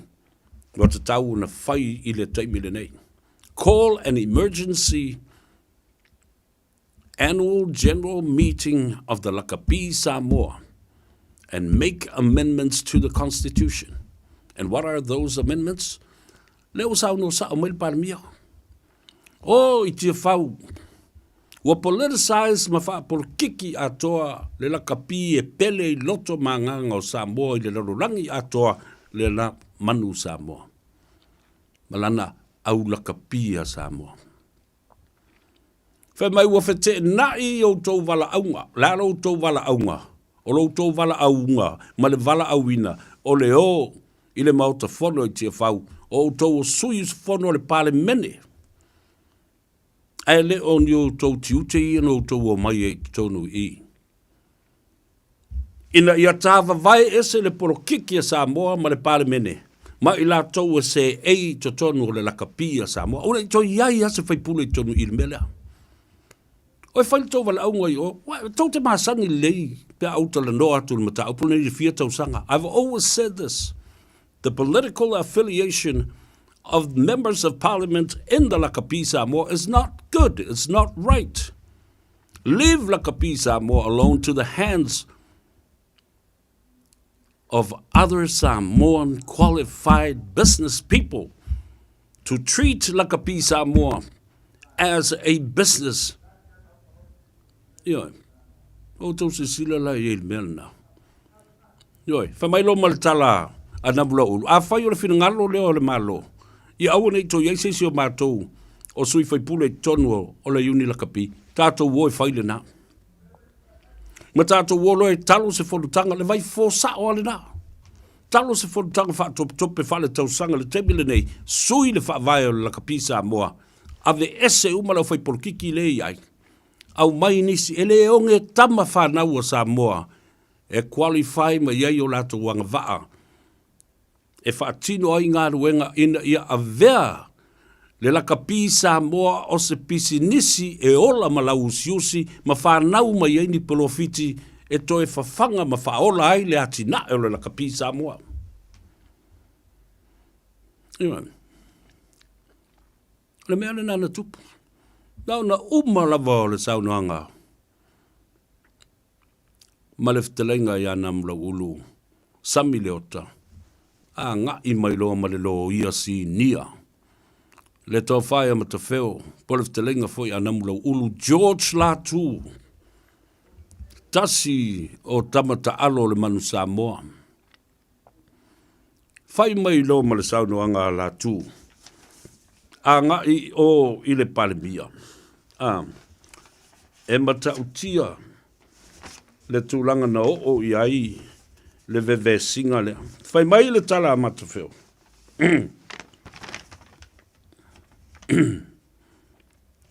Whai mai le tala le ali lo ia ia namula ulu mata wheo. Former man Samoa George Latu. Tau tia I le saunoanga tu sao le li lo ia. Whai mai le tala le li lo ia. Tau iftionga le li panmia ma le malu o le sao whainga. A mai se foi lau kapenete na ua umana whatu lima le fionga le li lo ia e mata wheo George Latu. O lo whano noanga tele lava leo o lo iai nei. Leo a matua I pa uma o lalo lava I le tūlanga luas furu ia le whaatulanga ina o au ale lalo langi atoa lona luas furu.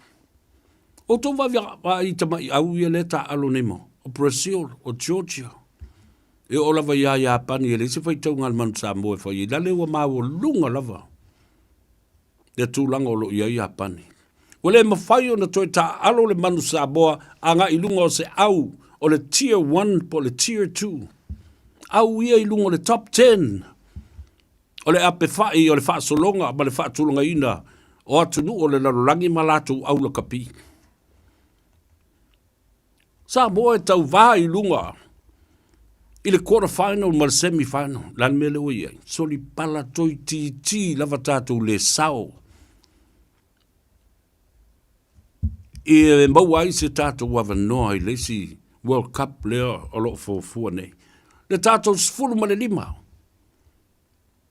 nowhere near le tātou tai to fitu nowhere near the third, second and the first tier o le whaatulanga ina o tātou au. Lare me ui ai, waurangia pe a tau le ngore manu Samoa, ma le laka pi Samoa. A wā o tātou le au sia. Standards mawalulunga ia, le fola mawalunga le sa masani ai. O le ala le impact, po le ala a fianga. What are the implications of this? Ua le toi whātua tua ina I le atunu le laka pi Samoa malona taitainga. The lack of trust from the people of Samoa about laka pi Samoa. A mata mai ai la tau ia na teita ia mai ai. A mata mai teita fono lena te atunei. Ioi. O ina na mata ina matua whaale tonu. The lack of trust of the country.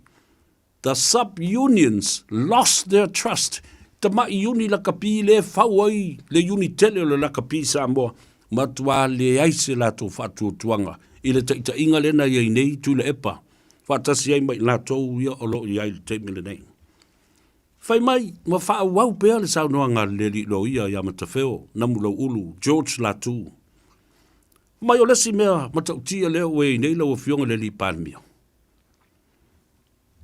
Major sponsors have lost trust in Lakapi Samoa and Manu Samoa 15 and Manu Samoa 7s.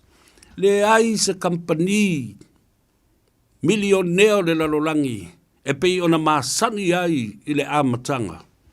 O lato toe fia whaapipi I lo lato ingoa I le Manu Samoa. O ai se company upu anei.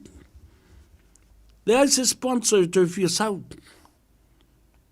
Le ai ia tu tilo la itama I au ie. Tilo ia Samoa nale e lona lua sfulu iwa tonga. Tonga ia tātou te sava vali I ulu o Tonga, sava vali I ulu o Chile, sava vali I Spain, wawa ai I Amerika, ele se latou tālonga. Rura kwai wa o au umane, te wang na I Tonga ma Samoa, o latou tālonga lakapi, a o au umane, Portugale nale sfulu malfa. Rura kwai sfulu malima. Le United States o le lakapi Amerika. Chile, o le soka, Tonga. O le kau ai ma. E longa sifulu iwa ia i tātou. Portugal.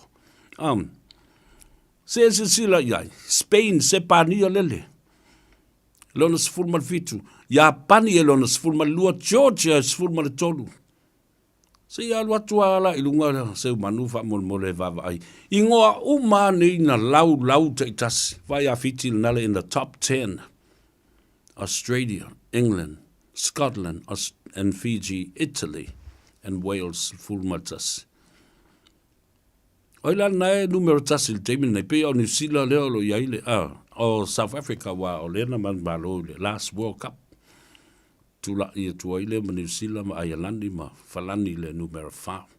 Engelani Argentina le numero 5. Watasi le atunu o latu talonga fo le soka. Ia ma fiti le nale e tuiva e matautia. O ingoa uma io au i le tier 3 na lau uma pe wati ngā ila le loto fo leo o na mulau ulu lea sami le oto. O malona lau ia fai mai ma le tala le. Le aise fai mai le tala a matafeo lea le loia. Le ai fo i se whātua tuanga o le malo ua iai nei.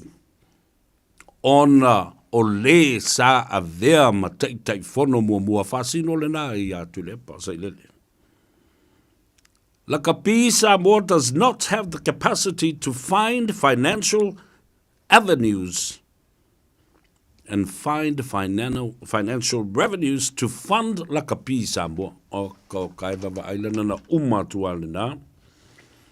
Fai ma le tala a matawheo, wata tau ma ono mea o na whai ni swinga, mai na te langolango ina, le fionga le li pāle mia, ma le sau nuanga, ma le male lenga ua ta oto le mauta i le aso le nei, le almena tupu. Ne umatu le nā e whaasala vei loana mula ulu, sami le ota.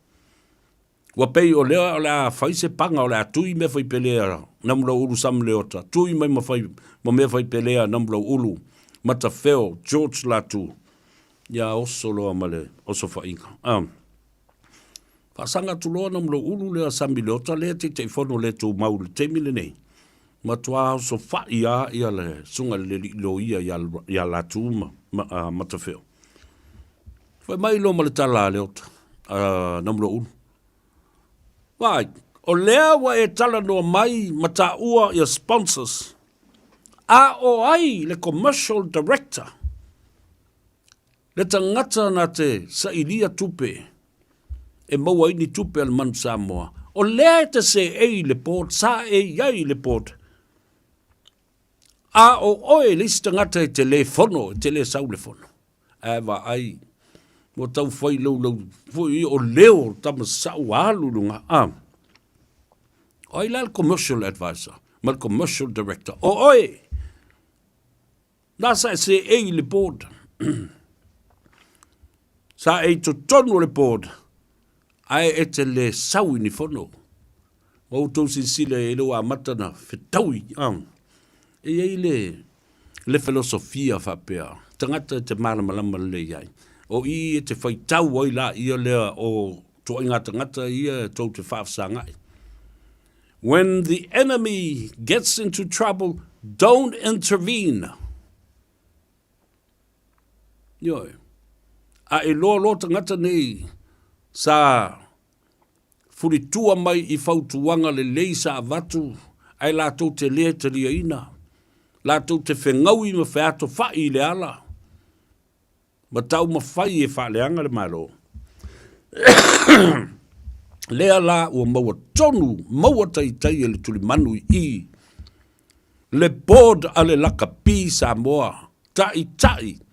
Ma le komiti whaafoe o le laka pi Samoa, whetau wai la tau I lumba o le palemia, ma le kapeneta, ma minista, ma le mamalu o isi sui fono uma, tumu. Ioi.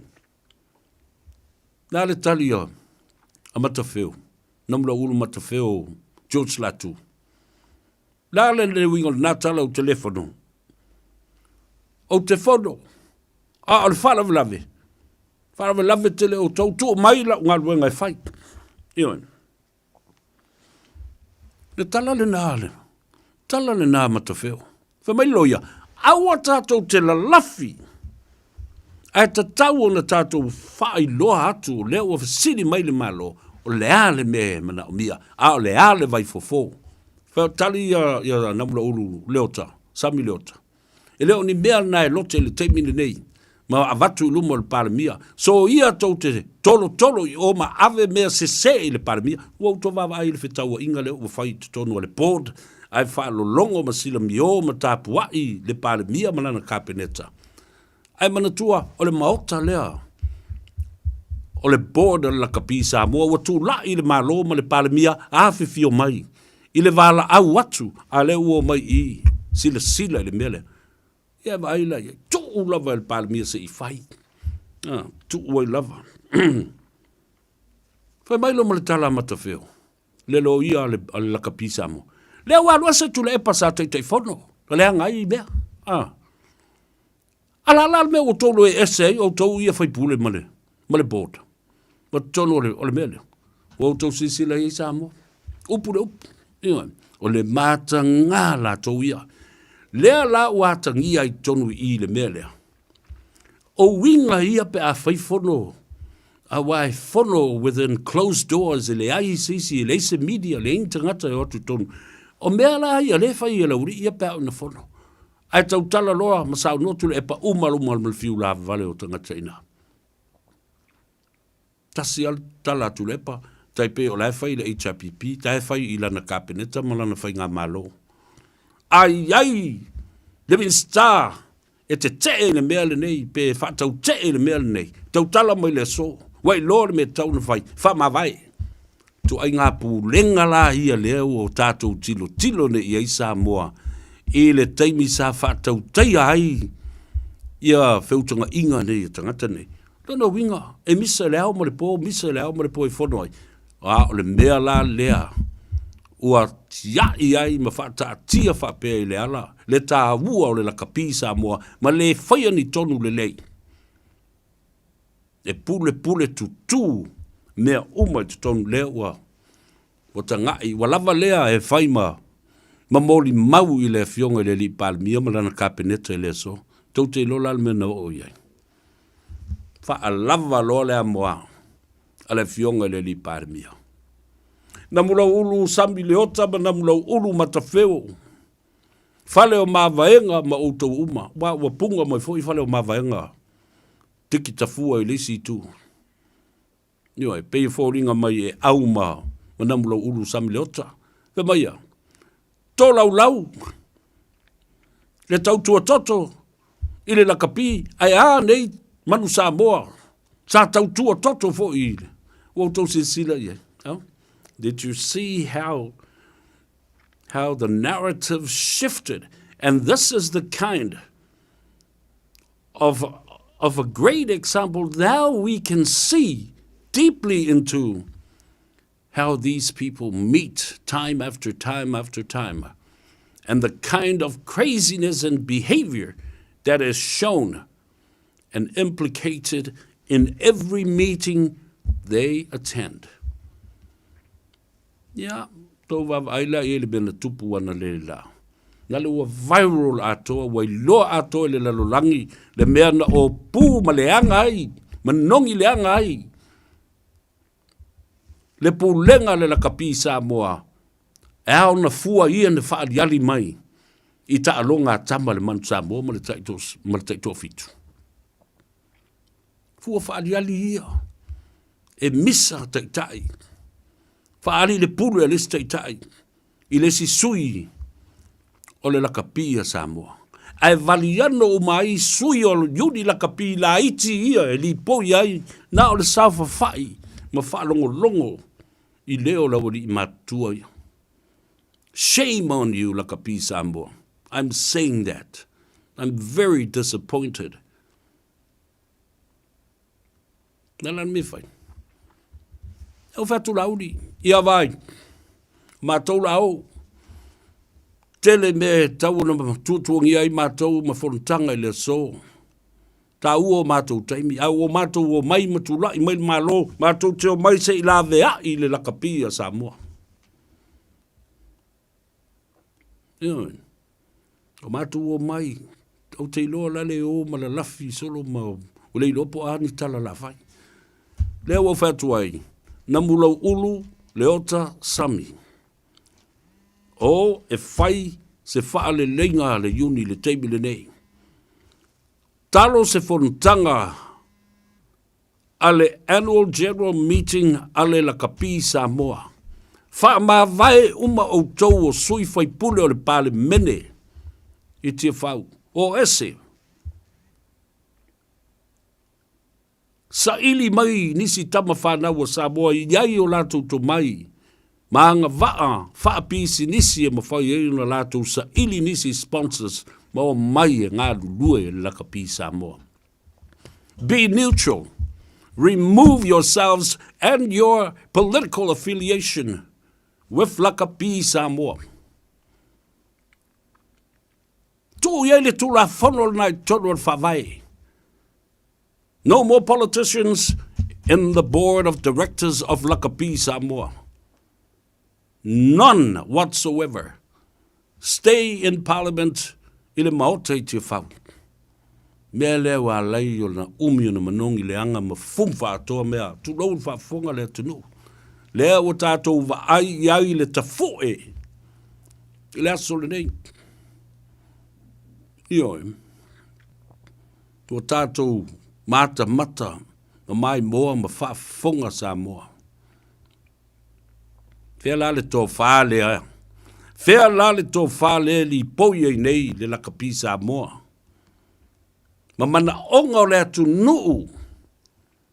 E mo mori atu le fionga le li pale mia i taimi uma ma taimi uma. Ai ale atau sa vele pese atu ai. Lava pea, lava pea, lava pea. There's no challenge to my opinion, whether it's personal. It's widely been heard by so many people all over the world for so many years, and now it has been proven today. Whamaunia le sole mea sa o pese atu mai i le tele o tau sanga ua mawai. Whamailo malpalmia. O le whaatari, a ui a te utou ma le tau whono, o le ale mea o iai. Wa uma, o na tali mai ia le IRB i la utusi. A le whaatali o tau, o na toi whai i leo lisi au tali o po whea leo o ta oto o iai i lango tonu le tūlanga o le lakapi a Samoa. E matautia, e matautia lava, le mea ua o ne iai, ia le mataupu lea. Government has allocated $67 million for the Ministry of Sports and Lakapi Samoa in their next budget, and even more. Mara mele nai tau na whai. Ioi. O le fofo, call a special AGM for Lakapi Samoa and change the constitution. Amend it now. Ale whaingo fie. Ale talo al fontanga a mai tu atu iei swing o le tu la whano lea. Le ala le nana whaingitai, una apa atu le malo. E watu sana tu o lalo ma na sau na whautuanga. Awa ale whaia le melea. Samoa will lose its membership and its seat to sit around the table of the IRB.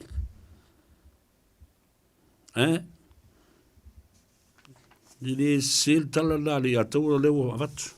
No whai atu lei le telo tau sanga. Sa upe spese atua i lava le mata upulu nei. Tūlanga whaale tonu la kapia a Samoa. A mata mai le telo tupe lei loloa. Nioi. Le afu malingi. Ma le afu li lingi o le atunu. Matangata e o lava i ta maiti. ma tangata mātutua e le ato toa le malosi.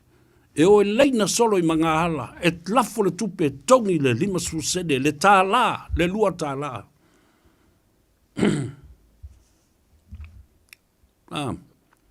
Sau John Campbell ya i Samoa, su e le tupe a le inu la kapi. Whaatala noa mai mase mahoni swoga. Whaatala noa mai isi tamata alo. O tā tau le atunu o sili o na tele tupe lafo i le manu Samoa. Tai 4 miliona. Aia. O le leanga ia o na whai o nai o tātou tama whanau. La whawhela. How could our children, our brothers, can produce quality performance when they are treated like dirt? Leanga min nufuai. Leanga tāpinanga. O whewa inga. O lātou totongi. O tau mawha. Mori mau umatangata. Tālo whae. I nā isi tupu mai e ma isi Palestine. Ma whai a onga mai lātou. Nā sālenga su o le tai au. Tālo whai nā isi tama. O whai a onga. Nā isi tamali i sa kapeteni ma tu ilo lātou wola. Aia. Ai latu John Campbell, vatu ko kiki ala vere. Ia le moa unko John Campbell le ato ina ma le tapuri ina le whaito au tu lepa. Hey, what's the money? Mai kui lepa. What money? Ah? E koe whai mai loe le money e karianga no? So le ai le whiwhi John Campbell e sa vali e tu ama whai atu ai arma. E whatua me tu wai o lisi au li i lai. No. Tu wai o stoi no su avo lea Peter Schuster mo isi vaenga na sai. Tau tu wai solo le mea. Where's the money? Au mga su kupe la kapi, su kupe misela, su kupe al COVID. Anu sa fo le nei atunu. Su tupe le fo le misela fo la touia. Pe tolos fulu 4 miliona. Le se tupe na vei. I ta maiti fo ia le na mali liu le misela. Ai mo fo sa fai tu fanga tupe a fai pule.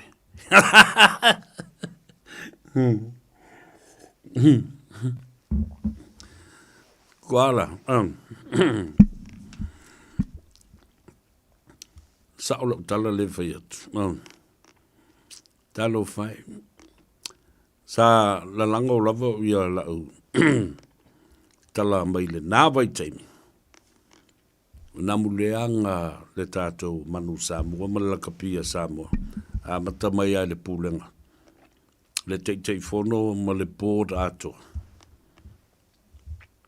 Le ala o lato o mai anei whainga whapolkiki le whai le HRPP. Ma le whawai. O le sailinga fo leo tō whinga o taitai o le HRPP. Le wa mai whau aile le whawai o la kapi Samoa. Le ala fo le nai le una whainga tai o na sei esel tō ina ma le tofi taitai. E ti ngā na tau walwala au ma tau fō no atu tangata lango le HRPP. Sui le taitai, sui le taitai. Ai le aia, le anga ua mausali, ua iloa e la tau le mea lea. Ma whawhainga tā iau na talo se whono. E whai ei se whai unga i le mea lea i tō ina lea. The base constitution that was there for the HRPP has now been transferred to create a platform and a template for Lakapi Samoa's selection of its president, its chairman, and all board members and directors of Lakapi Samoa. And that's why it's so difficult. There's too much HRPP political affiliation in Lakapi Samoa, period. O la uta talo la. Na mura ulu sami leota, ma utou umar komiti whafoe. Talo se whontanga, sui le whawai, tu to tonu o le whaavai o lakapi Samoa, e le toe taliaina le iai o se sui fai pule o le pale mene. Po o se minista, po o se pale mia, po o se si e iai o na sotanga i to tonu o le pale mene. I le mia o se tofi o le sui o le mauta. E ta tau o na le toe iai i to tonu. O le li o lea ma le taamilu sanga o le pulenga o le lakapi a Samoa o na manuia lea. Ma o te talo foi. Ina ia taulu, a ia no fafale ia satu ia maa. Le finangalo le malo, talia le finangalo le malo. E le mawhai ona utou e suia, pe su ina foi le malo, lango leo apa mai le malo Australia, ile te tai o le malo o Samoa. Ona la tau te le whaatua tuaina, le tu ina atu ato, le 5 miliona ia te uto. O lono winga e ngau le tau sanga mumua.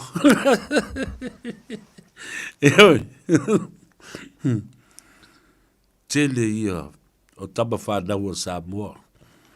E ia i o la tau whai longa mau lunga. Chambers of Commerce. Senior economist. Nā tū te māramalamba le whaata moe ina o tūlanga whaapisinisi ina ia tina e whaapisinisi le lakapi a Samoa ina ia fua mai malau siusi ma maua ni palofiti ma totongi le lei ei o tau alo whaia ngarwe.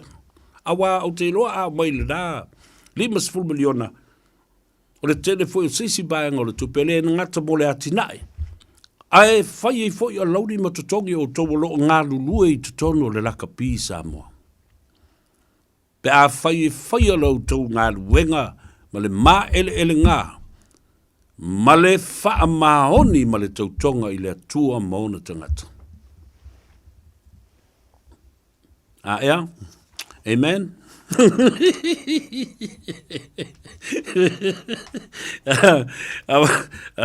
Whai ma whai. Amen, a koe whai mai, a rūrū mai reu rō riska ngā le whaari i mai e kia ma. Lai lango. Amen. No way. Yeah, ma pera o fai fea ma stand up. Get out. Get out of my congregation. You're not part of this discussion right now. Ai kalu fai ta fifi. Yeah. Aso taiao. Yeah, ole alu longo le tunu.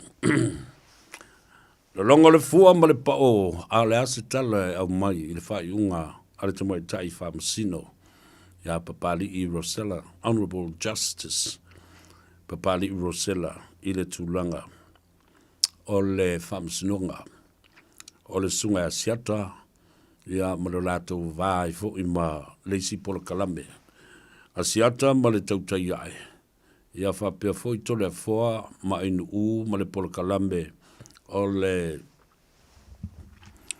maota o Samoa vi inga o le tua mai Sydney ma New Zealand e pe ia no o vatua se tasi o fi naunga malosi e le tatau ai o na ato i fafo le fi naunga le nei o lo o talo sanga ai le lo ia ainu umato le foa le sunga ia fai malo matu mua Matthew le masio the strike-out motion, ona e whapea, e le aise jurisdiction, whalonga o jurisdiction.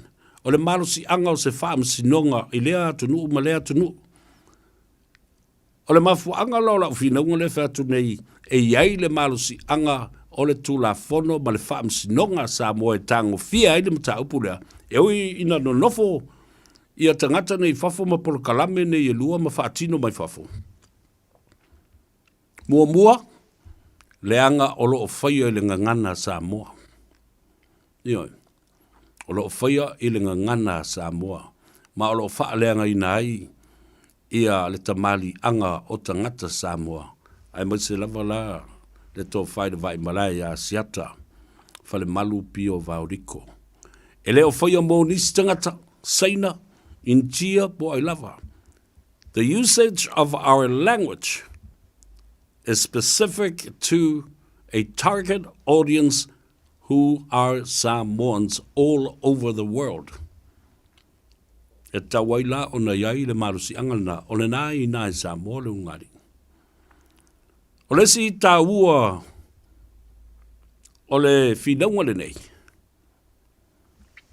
O le mata upu le nei ma le whaitionga, ma mori anga na whaila e le sunga ya asiata, mai New Zealand nga i Samoa, a o iai i Samoa le urungali i lea, ma wha wau ai pea, le le mi ngao ma le mawhauwhau, ma le soli o le tulafono defamation and character assassination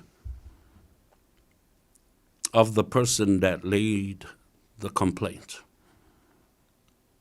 Lea nai lua talusia ia mana tua le lei e lo ia.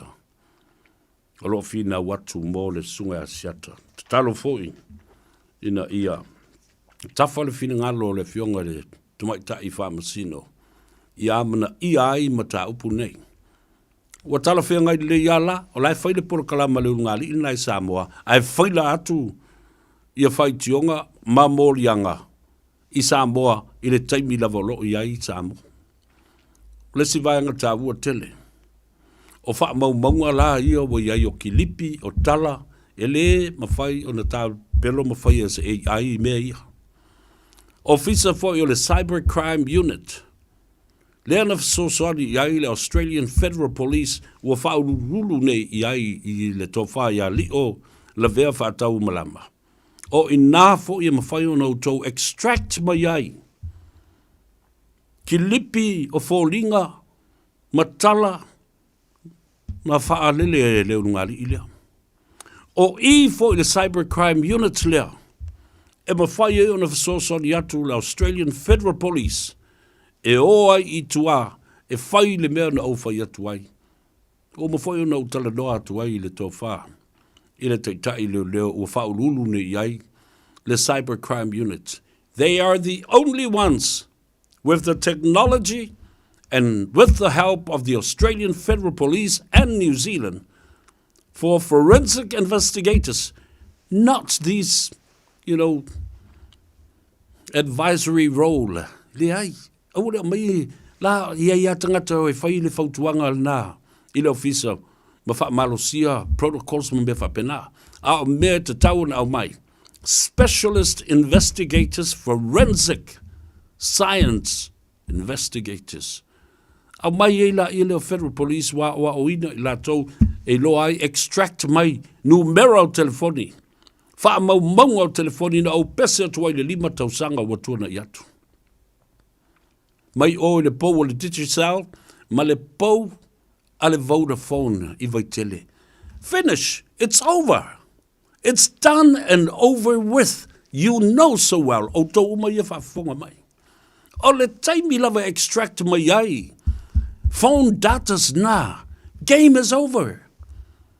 E le ma foi e sesi na toi pepelo ma toi feu ingai ma whaaleanga mea ia. O le tiutele na li o le vea whatau malamba. O te talo atu ai. Visiting the Australian Federal Police that helped set up the Samoan Crime Unit.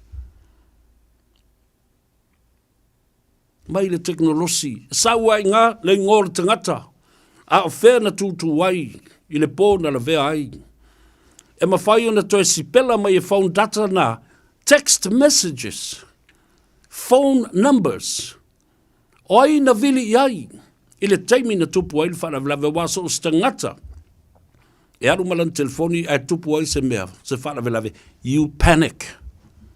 And when you panic, there is somebody that is close to you that you trust so well that you will call.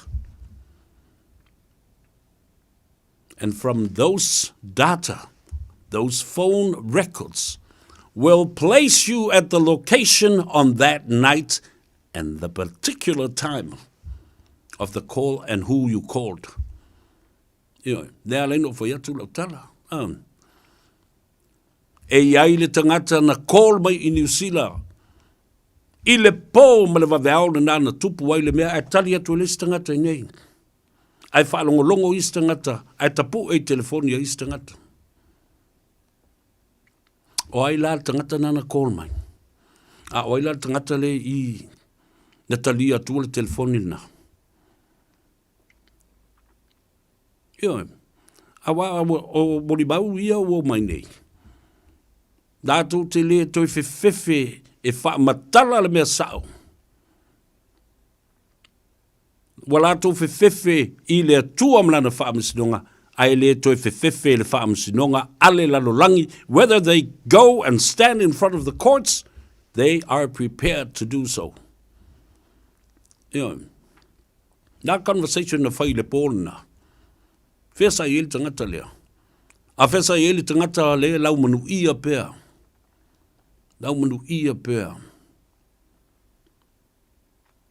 Nā, nau a matana whiwhiwhi ma susu ma te tete vai.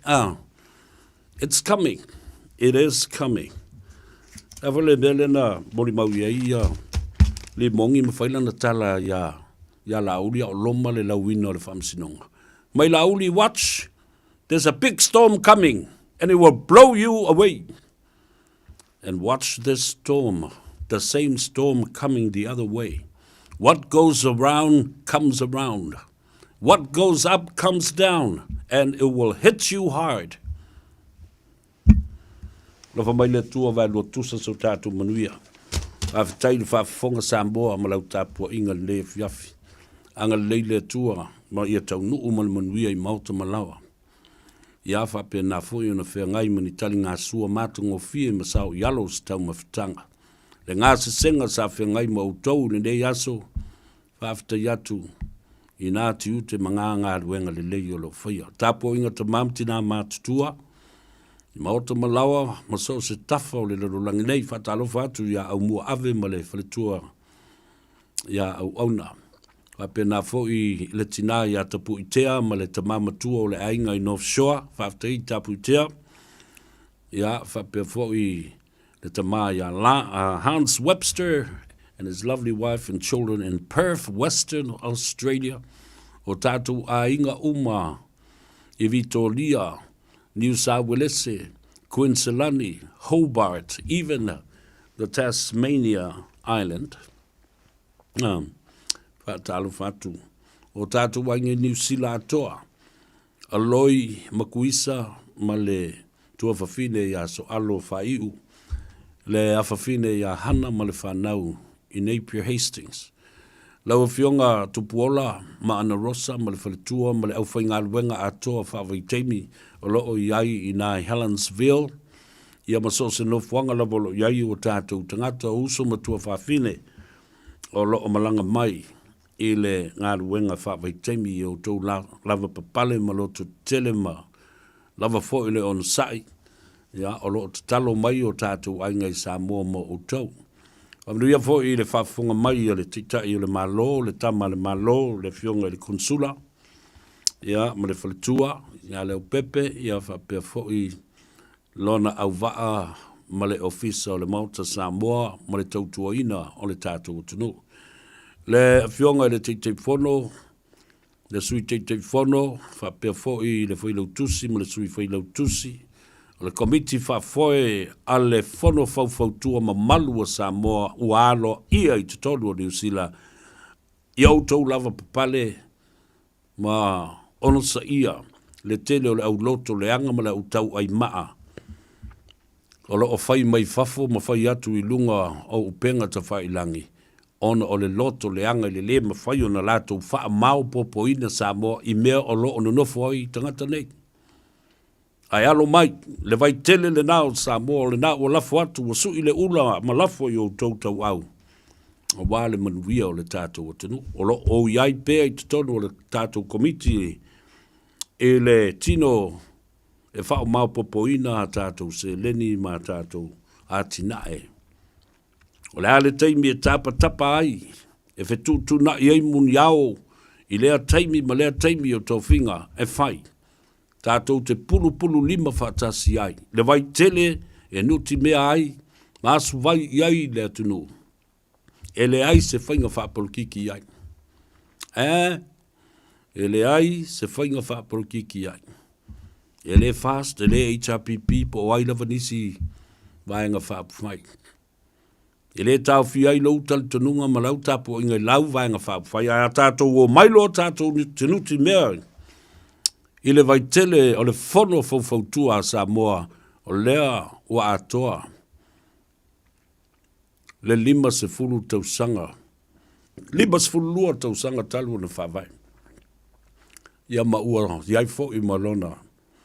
Whaasinumanga i le tū la fono ina ua mai ona tapena lona whawai ma lesi talaina i lalo o tū la fono company ma whala apatonga New Zealand. The Companies and Organizations and Corporations Act. It is a registered entity and legal organization.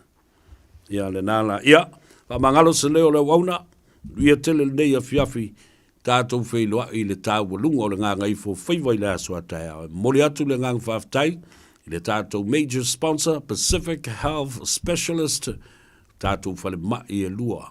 Tasi Nandi mo le tautonga o ngase o le fatu.